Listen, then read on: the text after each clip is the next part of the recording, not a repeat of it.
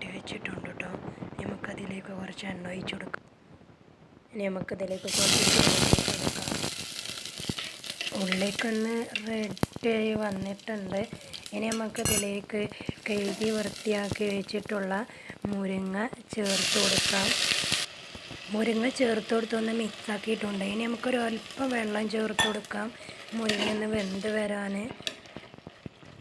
ഇനി ഒന്നുകൂടെ മിക്സാക്കി നമുക്ക് അടച്ചു വെച്ചൊന്ന് വേവിച്ചെടുക്കാം.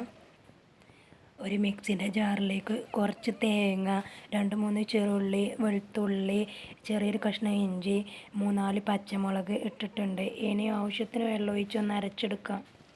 മുരിങ്ങയൊക്കെ ഒന്ന് റെഡിയായി വന്നിട്ടുണ്ട്. നമുക്കിനി ഇതിലേക്ക് അരച്ചു വെച്ച തേങ്ങ ചേർത്ത് കൊടുക്കാം. അതിനോടൊപ്പം തന്നെ ഒരു കുക്കറിലേക്ക് കുറച്ച് പരിപ്പ് എടുത്തുകൊണ്ട് വേവിച്ചിട്ടുണ്ടായിരുന്നു, അത് ചേർത്ത് കൊടുക്കുന്നുണ്ട്. നമുക്കിതിലേക്ക് ആവശ്യത്തിനുള്ള ഉപ്പ് ചേർത്ത് കൊടുക്കാം. എന്നിട്ടൊന്ന് മിക്സ് ചെയ്യാം. അങ്ങനെ മുരിങ്ങാക്കറി റെഡി ആയിട്ടുണ്ട്.